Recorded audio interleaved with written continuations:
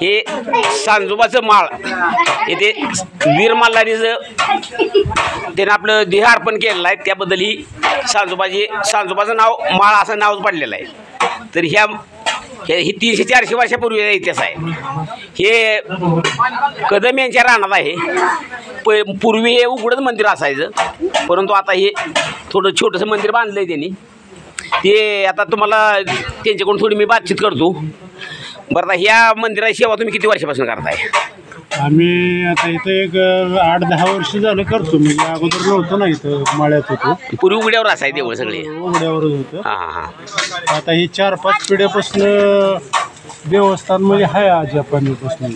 पूर्वी तुमची राहत असल्यामुळे हायची असल्यापासून. हां हां. आता जरा इकडं आम्ही राहायला आल्यापासून आपलं व्यवस्था ही करतो. सगळं सकाळी देवपूजा हे सकाळ करतो आपलं 7-8 वाजता. हां, मग ही देव नवसाला पण पावतो माणसाच्या? नवसाला एक नंबर पावतोय. काय नाही माणसाच्या अडचणी काय अशा दूर करतोय. दूर करतो. तर माणसं तरी कुठली यायची माणसं तरी? माणसाला आता आपल्या गावातले तरी लोक सगळे आपणच येते. प्रसिद्धी बाहेर नाही एवढी अजून.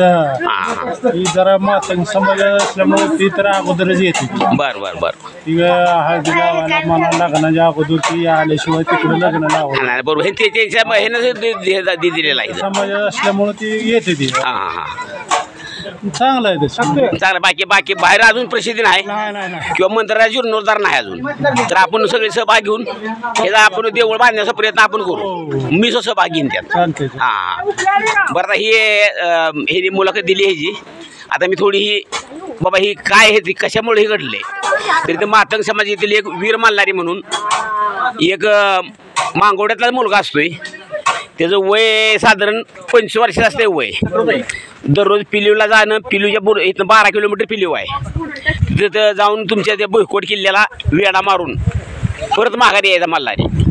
मी एक दिवशी आयला आपले तिथे स्वयंपाकात उशीर झाला. ती मल्हारी आला आणि म्हणाला की बाबा मला जेवण वाढ. तर त्याच्या आईनं काय त्याला जेवण दिलं नाही. ती म्हणलेली का तू मगुडचा देव आणणार आहे का असं म्हणल्यावर त्या मनात ती शब्द रुतला थोडा. आयचा शब्द मल्हारी ह्यात रुतला थोडा. आणि ती काय नाही म्हणला जाऊन मंगुड्याचा जाऊन देव आणायचा मंगळवेड्याचा. मग असं ती मंगळवेड्याला जायची. ते अन्न पाणी खातच नाही ती.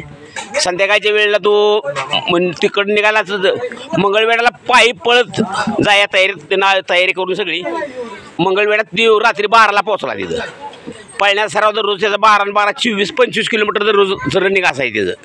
मग एवढं अंतर तर काय त्याला कासपटासारखं होतं. दणकट शरीर पैलवान गाडी होता.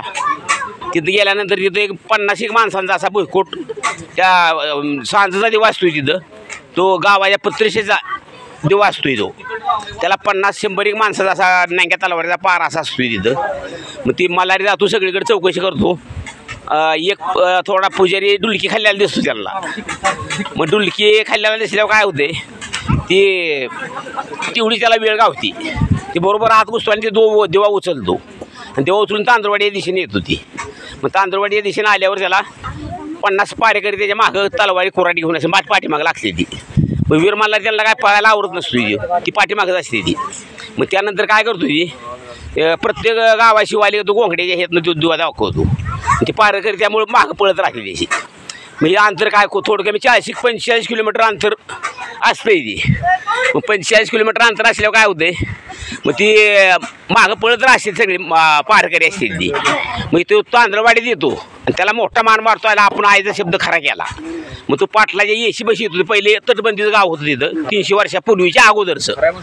मग त्या 300 वर्षापूर्वीच्या अगोदरचं काय तिथं ती मागं पळत येते ती पारकरी. आपल्या तांदूळवाडी गावची काय पारकरी 4-5 असते ती त्या ही काढते त्याला तिथं त्या पाठीमाग पोचते ती बरोबर. ते मल्हारी पारेकऱ्यांना काय म्हणतो मी सांजेचा दिवा घेऊन मंगळवेड्यावरून आलोय. दररोजा उघडा हा दिवा आत घ्या, माना दिवा हा. पण पारेकरी गुंग झोपेत असल्यामुळे त्याला काय जाग येत नाही. तोपर्यंत मागची पारेकरी मंगळवेड्याची तलवारी कोराडी घेऊन ती पाठीमागं लागते त्यांच्या आणि पाठीमागं लागून तिथं बरोबर पोचते ती. त्यामुळे त्या मल्हारीचं थोडं मन चलबिचल होतं. आता काय करावं. तर त्या येशीच्या उजव्या बाजूला त्याला एक मोर दिसते मोठी. त्या मोरीत तो आपलं मुंडका आत घालतो आणि दिवा असा आत फेकून देतो. तोपर्यंत पारेकरी मागणं भेटते. ती तलवारी कोराडी त्याचं मानकुट धाडा वेगळं काढते ती. पण जिद्दीला पेटलेला मल्हारी आपलं शिर आणि दिवा हा घाऊच येत नाही त्यांना. शिरात गावठाणात पोचतं आणि धंड फक्त बाहेर राहतं असं. मग धंड बाहेर राहिल्यावर तिने ती धंड उचलते ती. आता हे मंदिर आहे सांजोबाचं, या ठिकाणी त्यांनी दंड ठेवलेला असतं इथं. मग त्याला मुंडकं नसते, मुंडकं गावठाणात गेलेलं असते. मग परत ती आपली लगविला जाते, पाठ 4चा टायमिंग झालेला असते आणि तिथं ती लगविला जाते ती. तोपर्यंत ती दंड हे या जागेला गुप्त झालेला आहे. अशी ही या सांजोबाच्या माळाची कथा घडलेली आहे पहिली. मग नंतर ती गडबड देते ती पारकरी मंगळवेड्याचं आणि मोकळ्या हातानं परत माघारी जाते ती. तर या सांजोबाचं ही अशी कथा घडलेली आहे. हे दंड ह्या जागेला पुरलेला आहे. परत गावातली माणसाने येस उघडल्यावर ते मुंडकं त्यांना तिथं दिसतं. मग सगळ्या गावात हे होतं ती. मग त्याचं हिथं दंड पुरलेलं आहे त्याचं, आणि त्याची मुंडकं जे असते पुढलं ते मुंडकं ह्या तुमच्या हे या जागेला पुरलेलं आहे त्याचं. ही समक्ष जागा जायची तुम्हाला समज या माध्यमातून, व्हिडिओच्या माध्यमातून मी दाखवत आहे. या जागेला त्यांचं शिर पुरलेलं आहे. तर असं आहे या वीर मल्हारीनं आपला देहाचं बलिदान करून 25व्या वर्षी इथं त्याने देह ठेवलेला आहे. आणि ह्याचीच आता ही यात्रा भरती इथं सांजोबाचा माळ म्हणून. हे यात्रा 4-5 वर्षापूर्वीपासून भरायला चालू झालेलं आहे. तरी आता हे जे ही आहे तुमचं सांजोबा, ह्या माळाला सांजोबाचं नाव माळ म्हणून नाव पडलेलं आहे. ही वीर मल्हारीचं बलिदान इथे झालेलं आहे. तरी हे असं का त्यानं काढलेलं आहे इथं. तर हा असा वीर मल्हारी सांजोबाचा माळ या नावाने ओळखला जातो. ह्या मंदिराला सांजोबाचं मंदिर असं मानलं जातं. तर प्रत्येकाने नवसाला पावतो. अशी काय ना आणखी पण भक्त भाविक ज्यांना माहिती आहे ते येतात, देवाची पूजा करतात, त्याची मनोकामना पूर्ण होते. असा हा सांजोबाचा माळ. नमस्कार.